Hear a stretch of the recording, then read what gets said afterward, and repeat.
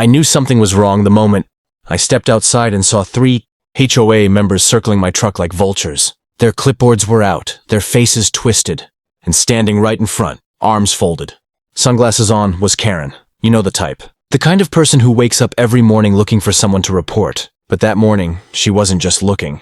She had already decided what she wanted, my truck gone. The moment she saw me walking down the driveway, she smirked like she had already won. "There he is," she said loudly, as if she were announcing a criminal, the owner of the illegal vehicle. Illegal? My truck? A restored black 1972 Power Wagon I had kept in perfect shape?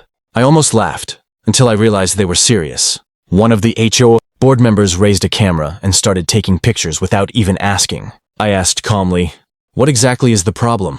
Karen flipped a page on her clipboard dramatically, like a judge about to hand down a sentence. "This truck violates community rules. Loud engine, oversized tires, unauthorized driveway storage, and according to our review," she tapped the paper, "it doesn't have proper registration." Ah, so that's what this was about. Karen had seen my truck sitting in the driveway earlier that week while I was finishing a repaint job on the plates. The temporary removal must have fueled her imagination, and in Karen's imagination, everything she doesn't understand is automatically illegal.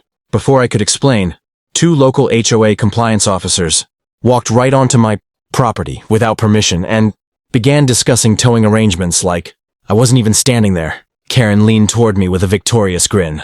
"Don't bother arguing. We've already reported the vehicle. The tow truck is on its way." I took a deep breath. Not in anger, not in frustration, but because I knew what was coming next. I walked over to the truck, slowly lifted the cloth covering the back window, and revealed a set of glossy, freshly mounted plates. Plates you don't see every day. United States military veteran plates, with service designation. Karen's smile collapsed so fast I almost felt sorry for her. Almost. Her voice cracked. "Wait, you're military?" The HOA officers froze. One of them stepped back like he'd just touched something electrically charged. I didn't say a word. I didn't have to. The plates spoke for themselves. And this was only the beginning. Karen stood frozen, staring at the military plates like they were glowing. The confidence she carried just moments earlier evaporated, replaced by a nervous twitch in her jaw. The 2 HOA officers exchanged uneasy looks, and for the first time since this mess began, the driveway felt quiet, too quiet. I finally broke the silence. "So," I said calmly, "you were saying something about towing my truck?" One of the compliance officers cleared his throat, suddenly unsure of every rule he'd memorized. Well, we didn't realize the vehicle was legal." I finished his sentence. He nodded stiffly. Karen opened her mouth, closed it again, then opened it once more like a confused parrot searching for the right insult. This doesn't change the fact that the truck violates noise and size regulations," she snapped, though her voice cracked halfway through. I raised an eyebrow. "You filed a report claiming it was unregistered. Want me to pull out the paperwork too?" The officer immediately lifted his hands. "No, sir. No need for that." But Karen wasn't done. Not even close. She jabbed a finger toward the tires. "Those wheels are still oversized. They ruin the visual harmony of the neighborhood." One of the officers gave her a sideways glare as if silently asking her to stop, digging the hole deeper. But Karen didn't understand holes. She only understood tunnels, ones she happily crawled into. I walked around the truck, deliberately slow, letting them all watch. Every step echoed the message I didn't have to say. "You messed with the wrong person today." When I reached the front bumper, I lifted the small metal case that had been sitting on the hood. Something Karen hadn't noticed earlier. I opened it just enough for the officers to see the identification card inside. Military ID, decorations, service confirmation. Their faces changed instantly. But Karen? She leaned forward, squinting like she was trying to find something, anything to keep her argument alive. "That doesn't mean he can break community rules," she blurted. I snapped the case shut. "It means," I said evenly, "you trespassed on my property, reported a false violation, and tried to tow a legally registered vehicle. And you did it based on assumptions." Her lips parted, but nothing came out. The officers shifted uncomfortably, clearly regretting ever stepping foot into my driveway. "Sir," one finally said, "we apologize for the misunderstanding. We'll, withdraw the report." I gave a slow nod. Karen gasped. "You can't just withdraw it." "I filed it!" The officer turned to her. "And we are voiding it." For the first time, Karen looked genuinely shaken. But she wasn't done with me. Not even close. Karen stood stiff as a statue, her face turning a shade between shock and boiling frustration. The HOA officers had already stepped away from my truck, clearly wanting nothing more than to pretend this whole situation never happened. But Karen? She wasn't someone who backed down gracefully. No, she doubled down. "I'm taking this to the board," she shouted, pointing at me like she was commanding an army that didn't exist. "You can't intimidate us with military gadgets." I stared at her. "Karen, it's not a gadget. It's proof that you filed a false report." Her mouth tightened.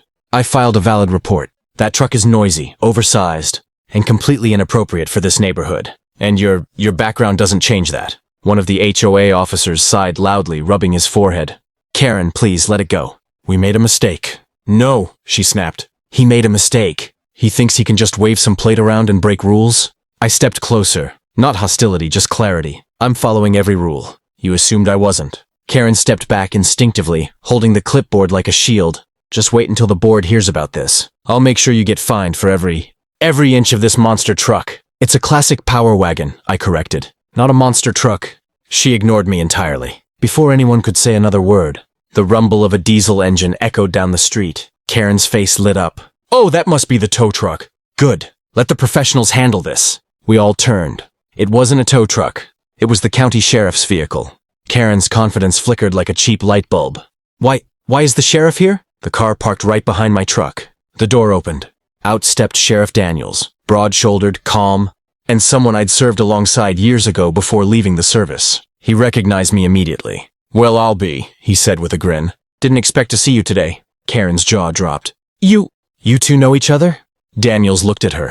"Served together, good man. What's the issue?" Karen jumped in, desperate. "Officer, this truck is illegal. We reported it." Daniels looked at the plates, then back at her. "These plates are fully authorized, and I'd recommend you stop filing baseless complaints." The HOA officers practically melted in relief. But Karen? She turned red. You're taking his side?" Daniels crossed his arms. "No, I'm taking the side of the law." Karen swallowed hard. And for the first time that day, she looked truly afraid. Karen stood there trembling, part anger, part disbelief, as the sheriff's calm words settled over the driveway like dust. After an explosion, the HOA officers had stepped far back, suddenly fascinated by the cracks in the pavement, trying to avoid anything that might pull them further into Karen's mess. Meanwhile, Sheriff Daniels inspected my truck with a slow, approving nod. "She keeps her condition well," he said. "Clean work. You still doing your own restorations?" I smiled. "Every last bolt." Karen snapped out of her daze. "This is ridiculous. Sheriff, he's breaking multiple community rules. The truck is a disturbance. It's too loud. It's too big. It's an eyesore. And he's using his military background to scare us." Daniels gave her a look so flat it could have been a sheet of steel. "Ma'am, nothing here is illegal. Nothing here violates county or state regulations. And as for scaring you, he hasn't raised his voice once." Karen shook with frustration. "But the HOA rules..." The sheriff held up a hand. "The HOA can't override legal rights. You can't tow a registered vehicle. You can't trespass to gather evidence. And you definitely can't harass a resident because you don't like their truck." Her lips tightened. "I wasn't harassing him. I was enforcing order." "Karen," Daniel said firmly, "you called in a report claiming this vehicle was unregistered. That was false." She opened her mouth, but nothing came out. He continued. "You also entered his property without permission. That is a problem." The HOA officers stiffened. One whispered, "Oh no," under his breath. Karen tried to regain control. "It's not trespassing. It's compliance review." Daniels shook his head. "Compliance review doesn't allow stepping onto his driveway without consent." Karen sputtered, desperate to cling to something. "But the board will back me up." The HOA officers exchanged a helpless look. One finally spoke. "Karen, we won't.